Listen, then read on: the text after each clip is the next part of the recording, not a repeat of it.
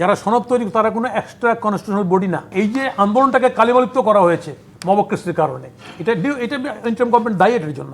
একটা বিষয় বলতে যে খুব পরিষ্কার হবে যে সেটা হচ্ছে যে এখানটা একটা গণ অভ্যুত্থান হয়েছে, এটা সত্য।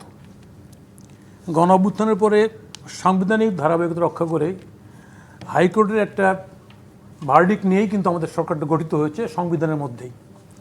এই সরকারটা অসাংবিধানিক কোনো সরকার নয়, এটাকে রেভলিউশনারি গভর্নমেন্টও বলা যায় না, সাংবিধানিক সরকার হয়েছে। ইন্টারিম গভর্নমেন্ট যার নাম হয়েছে অন্তর্বর্তীকালীন সরকার, অর্থাৎ একটা সরকার থেকে আরেকটা সরকারের আশা পর্যন্ত এই সরকারটা কাজ করবে, এটাই হলো কথা আর কি। সেই সরকারের আমলে আসলে ওই যে চোর পালালে বুদ্ধি পারে না, কিছু লোকের মাথায় বুদ্ধি হয়েছে যে আমরা এখানটায় বিরাট বিপ্লবী সনদ তৈরি করে ফেলবো। আমরা 8 মাস ধারাবাহিকভাবে এই আলোচনায় ছিলাম। আমরা কয়েকটি দল আমরা এই সনদে সই করি নাই। এই কারণে সই করি নাই, যারা সনদ তৈরি তারা কোনো এক্সট্রা কনস্টিটিউশনাল বডি না। তারা খুব ভালো করেই জানে যে সংবিধানের আইন কানুন পরিবর্তন হবে কি হবে না, এটা পার্লামেন্টই ঠিক করবে, খুব ভালো করে জানে। কিন্তু তারপরে জোর করে এখানটায় এমন একটা সুপ্রা বডি হিসাবে এটা আইন করে বা নিজেরাই করে এটাকে চাপাই দিতে যাচ্ছে সংসদের উপর, যেটা একদিনের মধ্যে করতে হবে। এবং করার জন্য তারা আরও ভালো করে জানে যে রেফারেন্ডামের আমাদের সংবিধান, যে সংবিধানে ওত নিছি, রেফারেন্ডামের কোনো সুযোগও নাই, খুব ভালো করেই জানে। ফলে তারপরেও তারা রেফারেন্ডামে এই জায়গায় নিয়ে আসতেছে। বারবার রেফারেন্ডাম আলোচনা হওয়ার পরে আমার পরিষ্কার মানে সালাউদ্দিন সাহেব শেষ পর্যন্ত বলছে, প্রথম তো রাজি না, বলছে যদি একই দিনে হয় তাহলে আমাদের কোনো আপত্তি নাই, একই দিনে হয়। অর্থাৎ আমরা তখনই বলেছি এটা অপ্রয়োজনীয়, কারণ একই দিনে একটা লোক জাতীয় সংসদের নির্বাচনে বহু প্রতীক্ষিত 16-17 ভোট দিতে পারে না, সেখানে তার প্রার্থী পছন্দ করে সে ভোট দিবে। এর মধ্যে সে কেমনে, একটা প্রশ্ন তো না, সাধারণত হানা হয় ভোট, রেফারেন্ডাম হয় একটা প্রশ্নে। হয়েছে অতীত, আইয়ুব খানের সময় হয়েছে, জিয়ার সময় হয়েছে, এরশাদের সময় হয়েছে, ইভেন কি আমরা 90-এর পরে যখন আন্দোলন বিজয় লাভ করে যখন গভর্নমেন্ট আসলাম, তখন সংসদের সরকার হবে নাকি প্রেসিডেন্সিয়াল পদ্ধতি হবে, সেই সময় কিন্তু আমরা হানা ভোট করেছি, করে বেগম খালেদা জিয়া প্রধানমন্ত্রী হয়েছেন উভয়ের সম্পত্তিতে।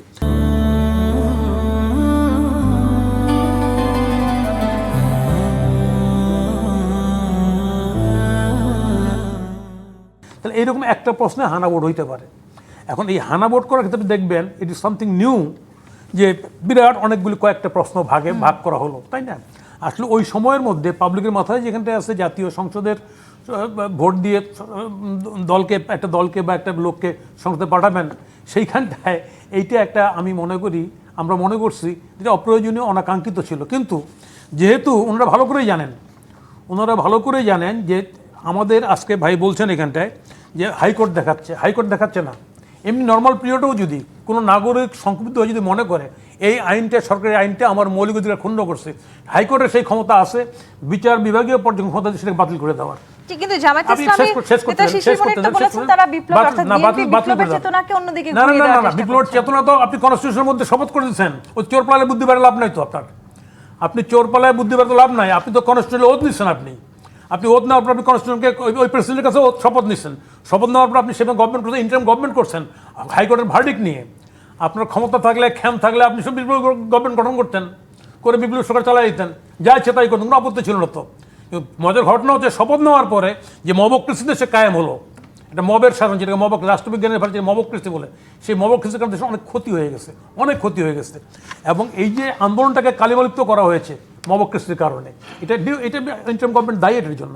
আমি আজকে যেটা বলতে চাচ্ছি, কোর্টের কাছে যে কোনো ব্যক্তি যেতে পারে যদি সংবিধানের এই আইনটা এটা আমার নাগরিক অধিকার ক্ষুণ্ণ করতেছে, যে কোনো ব্যক্তি যেতে পারে, কোর্ট তার ব্যাখ্যা দিতে পারে, সাংবিধানিক ব্যাখ্যা দিতে পারে। এটাকে বলে বিচার বিভাগীয় পর্যবেক্ষণ ক্ষমতা, কনস্টিটিউশনাল ব্যাখ্যা করার রাইট কোর্টের আছে, দিতে পারে।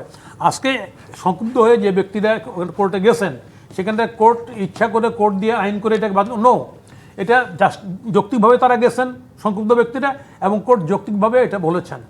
যে কথাটা এখানে আসতেছে, এই যে সুপ্রা বডিটা তৈরি করলো, এটার কনস্টিটিউশনাল রাইটটা কি? What is the right? কি অধিকারটা তার আছে এইভাবে চাপায় দেওয়া? হ্যাঁ, একটা প্রাইজ দল একটা প্রস্তাবনা দিতে পারতো। আমরা সেটাই বলেছিলাম আলিরিয়াজ সাহেবকে যে আমরা একটা প্রস্তাবনা রেডি করে দিই, এর ভিত্তিতে সংবিধান সংশোধনগুলি হলে ভালো হতো। কিন্তু না করে ওনারা একটা বডি, যেই বডিটাকে অ্যাপ্রুভ করার জন্য রেফারেন্ডাম করতে হবে, এবং এটা এতদিনের মধ্যে না হলে পাস হয়ে যাবে। কে তারা কে?